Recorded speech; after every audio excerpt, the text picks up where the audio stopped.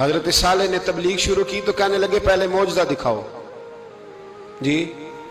آج تو نہیں نا لوگ معجزے مانگتے آج بھی لوگ کرامتے اور معجزے.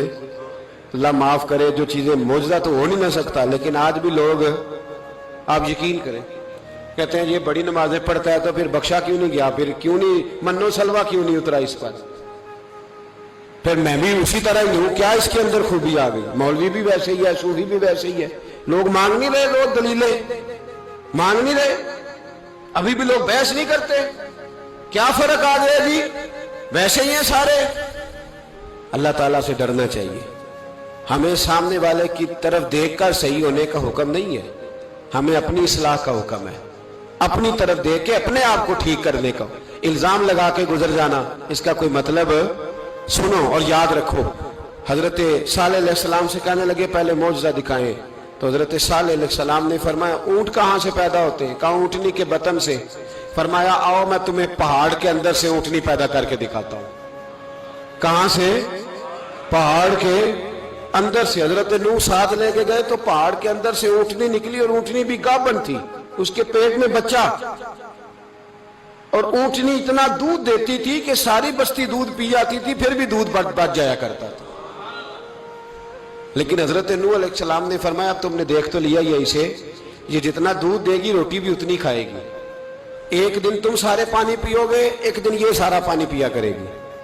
ایک دن تم سارے باقی جانوروں کو گھاس کھلاؤ گے، ایک دن یہ اونٹنی. اور اونٹنی کا نام کیا؟ ناقۃ اللہ، اللہ کی اونٹنی. کس کی اونٹنی؟ نام کیا ہے؟ اللہ کی. یہ اللہ کی اونٹنی ہے. تو حضرت نوح علیہ السلام کی اونٹنی. فرمایا اس کی بے ادبی نہ کرنا.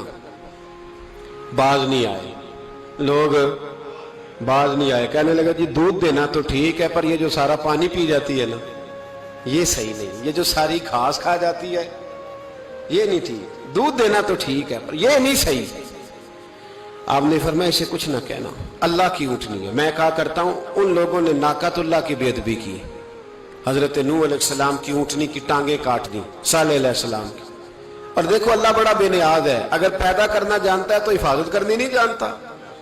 لیکن رب کریم نے فرمایا نہ کرنا. انہوں نے ان کے پیر کاٹ دیے، کانوں پہ چھریاں لگائیں. اونٹنی جب مر گئی، اونٹنی اللہ تبارک و تعالیٰ کی اونٹنی جب مر گئی تو حضرت صالح علیہ السلام کی قوم پر رب کریم نے زلزلہ بھیجا. اذا زلزلت الارض زلزالہا. جب زلزلے آئیں گے اور جب ان کا زلزلہ آنا زلزلہ آتا ہے نا، کیا کرتی ہے قوم؟ لا الہ الا اللہ، لا الہ الا اللہ، کلمے جاری ہو جاتے ہیں. بلکہ ایک دفعہ ایسا بھی ہوا کہ مسجدوں میں اعلان ہونے لگے زلزلہ آ رہا ہے. جو فجر کے لیے نہیں اٹھے زلزلے کے لیے وہ بھی اٹھ گئے. جن کا دعویٰ ہے نا میری سویرے آنکھ نہیں کھلتی، ان کی لگی نہیں کتنے گھنٹے، بعد میں بھی نہیں لگی. ٹی وی پہ اعلان ہوتے رہے کوئی نہیں آ رہا، سو جاؤ چپ کر کے. لیکن آنکھ لگی. موت سے تو ڈرتا ہے، اللہ سے ڈرتا ہی نہیں. موت کا خوف ہے، رب کا نہیں. زلزلہ آیا، ساری قوم تباہ ہو گئی. بتاؤ اگر ناقۃ اللہ کی گستاخی ہو تو اللہ ناراض ہو جاتا ہے، اور اگر اولیاء اللہ کی ہو، اگر اولیاء اللہ کی ہو تو رب ناراض نہیں ہوتا. شرم نہیں آتی لوگوں کو داتا صاحب کی بے ادبی کرتے ہیں، شرم نہیں آتی لوگوں کو غوث اعظم کی گستاخی کرتے ہیں، حیا نہیں آتی جنہوں نے دین پھیلایا ان کی بے ادبی. میں درد سے کہتا ہوں، رو کے کہتا ہوں، اور اگر کلیجہ پھٹ سکے تو میں دکھاؤں زخم کتنے. ایک حج کے موقع پر ایک بابا جی، اس سال 4,80,000 روپے کا پرائیویٹ حج تھا، اور بابا جی کی کیفیت کمزور تھی، بیچارے بیمار تھے. اس کے باوجود وہ گئے. بوڑھے آدمی، جا کے بیٹھیے، بزرگ. اور کتنی مشکل ہے وہاں منا، مزدلفہ، عرفات، طواف زیارت. کتنا مشکل کام ہے طواف زیارت کرنا، طواف وداع کرنا. کس کٹھن سے حج کیا، بڑھاپے میں پیسے بھی لگائے. اور جب وہ روضہ رسول پہ گئے صلی اللہ، اور انہوں نے جا کے نبی پاک صلی اللہ علیہ وسلم کے روزے کی طرف منہ کر کے درود شریف پڑھا تو ایک ملا نے اٹھ کے کہہ دیا تو مشرک ہے. تو میری روح کانپی. میں نے کہا تجھے شرم نہیں آئی، حیا نہیں آئی؟ اس کی عمر دیکھ، کس بڑھاپے میں کہاں سے چلا، کہاں آیا. یہ مشرک ہوتا تو کسی مندر میں جاتا، یہ مشرک ہوتا تو کسی گرجے میں جاتا. یہ مشرک نہیں، یہ مومن ہے، اور یہ وہ والا مومن ہے جس کے سینے میں دل جب دھڑکتا ہے تو خالی دھڑکتا نہیں، ساتھ وہ محمد عربی پہ درود و سلام بھی پڑھتا ہے۔ شرم نہیں آتی لوگوں کو؟ اتنی بڑی گستاخی کرتے ہیں۔ جو روضہ رسول پہ آیا مشرک ہے۔ میں نے تو ایک مولوی کو صاف صاف کہا تھا، میں نے کہا اگر میں مشرک ہوں تو نکالو، مشرک کا داخلہ تو یہاں ویسے ہی منع ہے۔ شرم نہیں آتی؟ اپنی زبان کا ایک پاس کرو کچھ۔ اتنا ظلم، اتنی بڑی فرقہ واریت امت میں، اتنا امت کو تقسیم کرتے ہو، تمہیں شرم نہیں آتی؟ جہاں سے اتحاد کا پیغام دینا چاہیے وہاں سے تم لوگوں کو فرقے کا پیغام دیتے ہو، ایک مقصود فرقے کی تبلیغ کرتے ہو۔ خدا را، تو میں کہہ رہا ہوں ناقت اللہ کی بے ادبی پہ عذاب آتا ہے، تو اولیاء اللہ کی بے ادبی پہ نہیں آتا۔ داتا صاحب ساری زندگی تبلیغ کرتے رہے، ایک آدمی نے اٹھ کے کہہ دیا جناب وہ تو شرک کا اڈا ہے، تو رب کریم ناراض نہیں ہوتا ان باتوں سے؟ ہمیں خیال کرنا چاہیے، اللہ سے ڈرنا چاہیے۔ ان چیزوں سے عذاب آتا ہے اور آ رہا ہے، اللہ تعالی ہمیں محفوظ فرمائے۔ اللہ ہمیں اس سے، قوم لوط پہ بھی عذاب آیا، ہم جنس پرستی، مرد مردوں سے بدکاری کرتے۔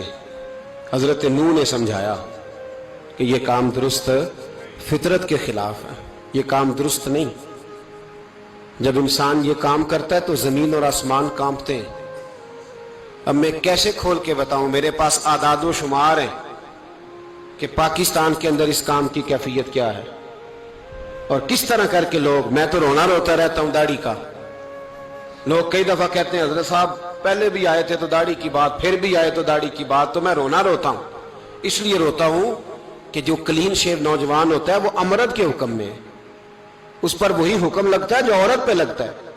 اس کے ساتھ مرد کا اٹھنا بیٹھنا اسی طرح ناجائز ہے جس طرح عورت کے ساتھ۔ حضرت جنید بغدادی رحمت اللہ تعالی علیہ کے سامنے ایک شخص نے کہا وہ کتنا خوبصورت نوجوان جا رہا ہے، تو آپ فرمانے لگے تو حافظ قرآن نہیں؟ کہا ہاں۔ فرمانے لگے جا اپنے حفظ کی خیر بنا۔ وہ شخص کہتا ہے میں نے اس بغیر داڑھی والے کلین شیو نوجوان کو بری نظر سے دیکھا، مجھے قرآن پاک ہی بھول گیا، سارا قرآن پاک بھول۔ اور کتنے سال میں دعائیں کرتا رہا، بیت اللہ کے طواف کرتا رہا، میں یاد بھی کرتا تو نہیں ہوتا۔ کیسے؟ اب تو ہمارا نعت کہاں بیوٹی پارلر سے ہو کے آتا ہے، ہم کسی اور کو کیا پیغام دیں؟ وہ پیغام، وہ نظام، وہ طریقہ کار جس کا حکم تھا شریعت میں، قوم لوط پر عذاب آیا۔ صحیح بیٹھتے ہوں گے بچے جو موٹر سائیکلوں پہ بیٹھتے ہیں، میں نے گجرانوالہ کی سڑکوں پہ بچوں کو، نوجوانوں کو جو تماشے کرتے ہیں سرے عام دیکھا ہے تو مجھے ڈر لگتا ہے، اور کوئی روکنے والا نہیں، شغل ہو رہا ہے، ہنس رہے ہیں، اور سامنے عورتیں بھی ہیں، سب ہو رہا ہے۔ کتنی تکلیف کی بات۔ حضرت نوح کی قوم یہ کام کرتی تھی، قرآن پاک نے بیان کیا ہے۔ حضرت نوح نے سمجھایا، فرمایا رب کریم نے تمہیں اپنی خواہش پوری کرنے کے لیے جائز طریقہ عطا فرمایا، عورتوں سے نکاح کرو، اور اس نکاح کی برکت سے جو اللہ تمہیں اولاد دے گا اس کو اللہ تبارک و تعالیٰ تمہارے لیے باعث بخشش بھی فرمائے گا۔ لیکن جب قوم نہ مانی تو جو قوم میں لوط کا عمل کرے اس کا علاج قرآن نے بیان فرمایا کہ آسمان سے پتھر برسیں گے، پھر پتھر برسے، اور جن کے بڑے بڑے اچھے دماغ تھے ان کے دماغ چکنا چور کر دیے گئے، تباہ کر دیے گئے، ان کے دماغ زمین پر بچھاڑ دیا گیا۔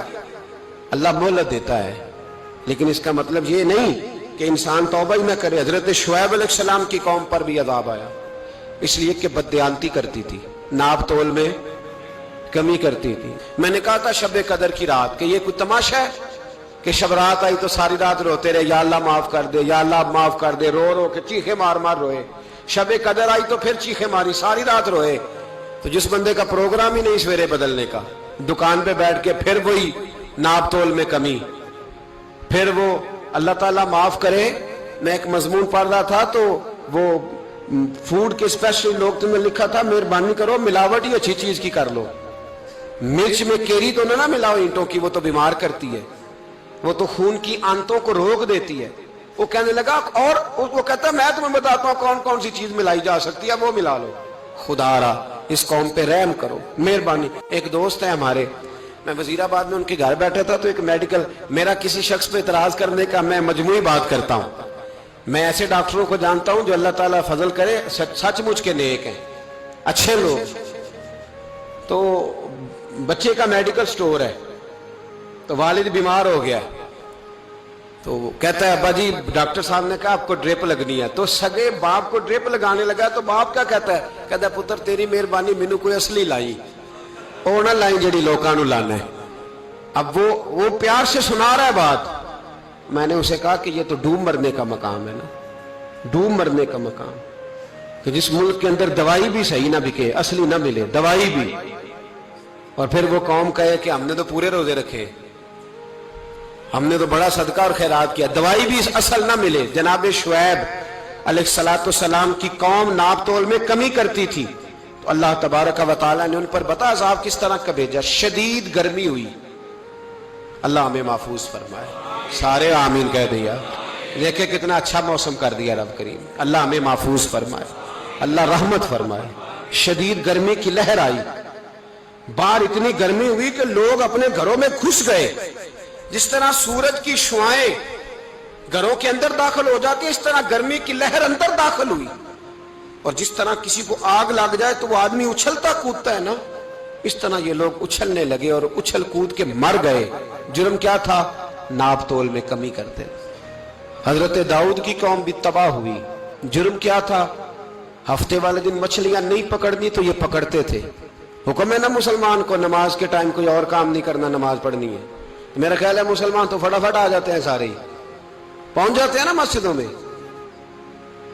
हल्का हल्का बोल रहे हैं आप, क्यों नहीं पहुंचते? अगर हजरत सैयद, और पता है उन्हें सजा क्या मिली? अल्लाह ने फरमाया इस टाइम इबादत करनी है, काम नहीं करना, वक्त नहीं है काम का। उन्होंने मछलियां पकड़ी, 12,000 लोग थे।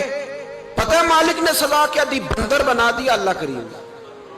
कुरान मजीद का पहला सिपारा पढ़े, फजअलनाहा नकालन लिमा बैना यदैहा व मा खल्फहा। अल्लाह फरमाते हैं पिछलों के लिए भी इबरत बना दिया, बाद वालों के लिए भी इबरत, निशाने इबरत बना दिया। बंदर बन गए, और जो उनके दोस्त जो बच गए थे उनके पैर चूमते थे, रोते थे। 3 दिन बंदर बन के जिंदा रहे। फिर अल्लाह ने सबको इज्तिमाई मौत दे दी। तो अगर मुसलमान से अल्लाह कहे कि नमाज के टाइम कारोबार नहीं, जुमे के टाइम कारोबार, तो मुसलमान कहता है नहीं मुझे मोहलत मिली हुई है। ये तो उस वक्त पता चलता है ना जब बच्चे ड्यूटी लगाते, हाँ हाँ हाँ अजाब आता है, उस वक्त पता चलता है। मैंने देखा ये मंजर, उस वक्त पता चलता है जब बच्चे किसी मुलाजम 6,000 की ड्यूटी लगाते, कहते हैं अब्बे का ध्यान रखना, हम दुकान पे बैठने लगे। फिर उसे समझ आती है अगर मैं नमाज के टाइम मस्जिद में होता तो आज मेरी औलाद मेरी खिदमत में होती। मैं नमाज के टाइम मस्जिद नहीं गया तो बच्चों ने 6,000 का मुलाजिम बिठाया, अब्बा जी का ख्याल रख, एक नर्स बुलाई है, तू ख्याल रख।